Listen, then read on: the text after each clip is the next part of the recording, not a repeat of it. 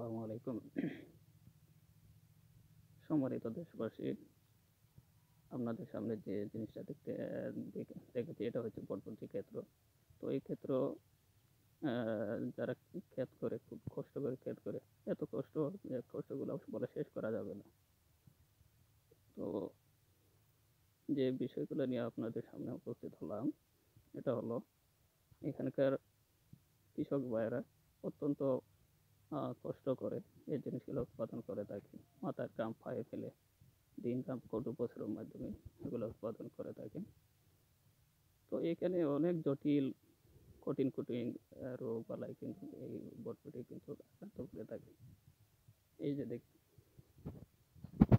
এই যে দেখেন, বিভিন্ন কারণে ওই রোগগুলাই আক্রান্ত হয়ে থাকে। এই যে ওই রোগগুলাই দূর করার জন্য তারা মারাত্মক ধরনের কীটনাশক ব্যবহার করে থাকে, প্রতিনিয়ত ব্যবহার করে থাকে, যার ফলে তারা নিজেরাই অসুস্থ হয়ে পড়ে এবং যারা এই জিনিসগুলো খায় তারাও কিন্তু কঠিন রোগে আক্রান্ত হয়। আমাদের দেশের সোনামণিগুলা, আমাদের সোনার টুকরা বাচ্চাগুলা এই খানাগুলা খেয়ে কঠিন রোগে আক্রান্ত হয়। তো ওই রোগ থেকে মুক্তির একমাত্র উপায়, আপনারা যদি একটু উছিলা করেন ওইটা থেকে মুক্ত পাওয়ার জন্য, তাহলে আমাদের এই দেশের বাচ্চাগুলা সুন্দরভাবে গড়ে উঠবে, বিষমুক্ত খাবার খেয়ে উঠতে পারবে, নতুবা তাদের জীবনটা ধ্বংস হয়ে যাবে। তো এই ভিডিওটা দেখার একমাত্র আমার উদ্দেশ্য হলো যে এইরকম বিভিন্ন কারণে বিভিন্ন ক্রাইসিসের মধ্যে পড়ে দেশের বাচ্চাগুলা, ছোট টুকরো বাচ্চাগুলা কিন্তু ধ্বংস হয়ে যাচ্ছে। শুধু বাচ্চা না, আপনারা নিজেরাই, আমরা সবাই এরকম খাবার খেয়ে আমরা কিন্তু মারাত্মক ধরনের অসুস্থ হয়ে পড়ছি। বিভিন্ন রোগ বালাই, জটিল রোগে কিন্তু আমরা আক্রান্ত হচ্ছি। পাশাপাশি আমাদের কৃষক ভাইয়েরা কিন্তু তাদের কষ্টে মাথার ঘাম খেয়ে পায়ে ফেলে যে কষ্ট করে আমাদের মুখে খাবার তুলে তুলে দিচ্ছেন, তারাও কিন্তু টেনশনে থাকে, তারাও কিন্তু চিন্তার মধ্যে থাকে এই খানাটা যে আমরা দিচ্ছি এটা কতটুকু উপকার হচ্ছে। আর এটার কারণে তারা যদি অসুস্থ হয়ে পড়ে, আমাদের দেশের বাচ্চা কাচ্চা মানুষরা যদি অসুস্থ হয়ে পড়ে, তাহলে এই কৃষিক্ষেত্রগুলো খানা খেয়ে খাবে।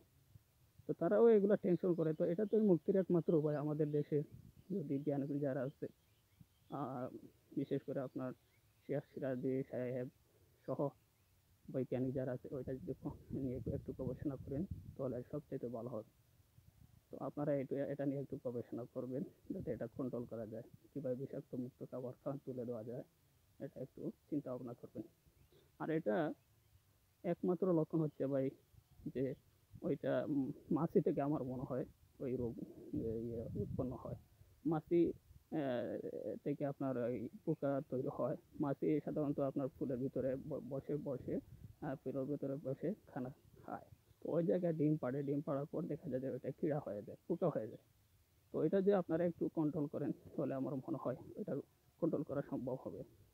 তো এইরকম ভিডিও করতে ভাই আমার অনেক প্রচুর মাথা ঘাটাঘাটি করতে হয়। অনেক মানুষ মনে করে এইটা আমার কী ফায়দা। আসলে ভাই এরকম আমার কোনো ফায়দা নেই। আমার একমাত্র উদ্দেশ্য হলো দেশের বাচ্চা কাচ্চা মানুষ যদি সুস্থ থাকে তাহলে আমাদের দেশটা একটু উন্নতি হবে।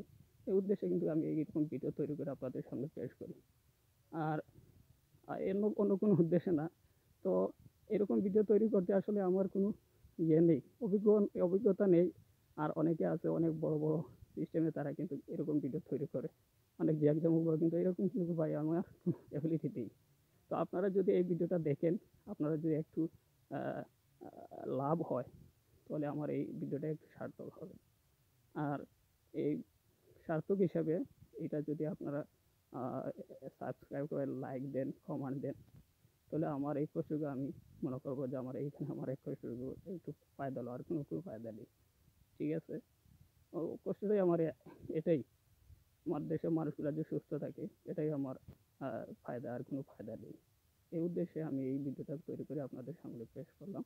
আপনারা অবশ্যই দেশের জন্য, দেশের মানুষের জন্য দোয়া করবেন, যাতে দেশের মানুষগুলো সুস্থ থাকে, ভালো থাকে। এটার জন্য আল্লাহর দরবারে দোয়া করবেন। ওকে, আল্লাহ হাফিজ, আসসালামু আলাইকুম।